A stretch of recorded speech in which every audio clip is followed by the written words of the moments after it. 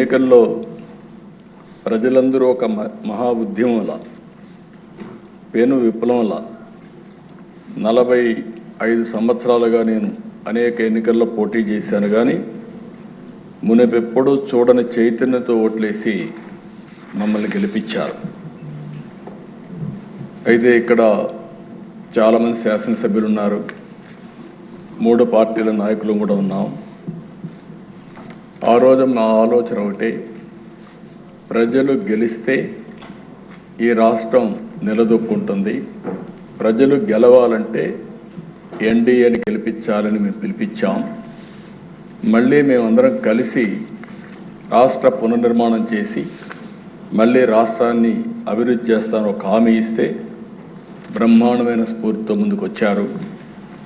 ఇక్కడ జనసేన అధినేత పవన్ కళ్యాణ్ గారు ముందుగానే చెప్పారు, ప్రభుత్వ వ్యతిరేక ఓటు చేయడానికి వీలు లేదని చాలా స్పష్టంగా చెప్పి, తెలుగుదేశం అదే మరి మేము కలిసి పోటీ చేస్తామని చెప్పారు. తర్వాత బీజేపీ కూడా మేమందరం కలిసి పోటీ చేస్తేనే ఈ రాష్ట్రాన్ని నిలబెట్టగలుగుతామని ఆలోచించి 3 పార్టీల కూటమి ఏర్పడింది. ఇటు పవన్ కళ్యాణ్ గారు, నేను, అటు ఢిల్లీలో నరేంద్ర మోడీ గారిని చూసిన తర్వాత ప్రజల్లో ఒక విశ్వాసం కలిగింది. అందుకే మీరు చూస్తే 93% స్ట్రైకింగ్ రేట్తో 57% ఓట్ల షేర్తో కూటమి ప్రభుత్వం గెలిచిందంటే ఇది ఒక చరిత్ర అధ్యక్ష. నా జీవితంలో ఎప్పుడూ ఇలాంటి వ్యక్తిని చూడలేదు. ఒక పెను విప్లవంగా వచ్చి ఇవన్నీ చేయడం జరిగింది. అయితే ఇక్కడుండే సభ్యులందరం కూడా గుర్తుపెట్టుకోవాల్సిన అవసరం ఉంది. ప్రజల మన పైన పెట్టుకున్న నమ్మకానికి ఇది ఒక తార్కాణం. వారి నమ్మకాన్ని 100% మనందరం కలిసి నిలబెట్టవలసిన బాధ్యత ఉంది. నేను ప్రమాణ స్వీకారం చేసిన రోజుటి నుంచి ప్రతిరోజు ప్రతి గంట దీన్ని గుర్తుపెట్టుకొని మళ్ళీ ఏమేమి చేసి గాడి తప్పిన వ్యవస్థల్ని ఘాట్లో పెట్టాలని ఆలోచిస్తున్నాం. అధ్యక్ష, ఇది నాకు మొదటిసారి కాదు, 4వసారి ముఖ్యమంత్రి అయ్యాను. 1995లో నేను ఫస్ట్ టైం ముఖ్యమంత్రి అయ్యాను.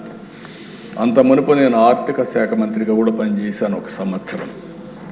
అదే ఆ కొటేషన్ ఇప్పుడు ఫైనాన్స్ మినిస్టర్ గారు ఇప్పుడు కోట్ చేశారు. అంటే 94లో నేను ఆర్థిక శాఖ మంత్రిగా నేను ఇచ్చినటువంటి కొటేషన్ని 2024 అంటే 30 సంవత్సరాల తర్వాత దాని రిలవెన్స్ ఫైనాన్స్ మినిస్టర్ గారు వివరించారు. ఆ రోజు కూడా దేశ ఆర్థిక ఇబ్బందులు వచ్చాయి. ఆనాటి కాంగ్రెస్ ప్రభుత్వ హయాంలో కొన్ని సమస్యలు వచ్చి వ్యవస్థ దివాళా తీసే పరిస్థితికి వచ్చింది. అయితే ఆ రోజు కూడా ఒక సవాలుగా తీసుకున్నాం.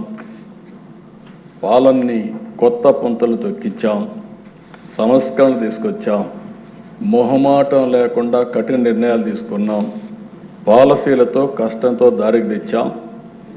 ఆ రోజు మీరు చూస్తే 1995 పరిపాలన ఒక మోడల్ పరిపాలన, కష్టాల నుంచి బయట తీసుకురావడమే కాకుండా మళ్ళీ ఒక స్ట్రాంగ్ ఫౌండేషన్ వేసి ముందుకు పోగలిగాం.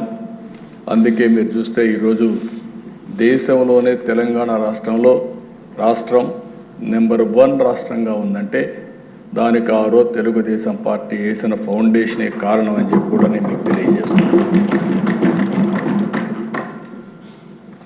అయితే మళ్ళీ ఒక 10 సంవత్సరాలు మేము అధికారం లేకుండా ఉండే పరిస్థితికి వచ్చాం.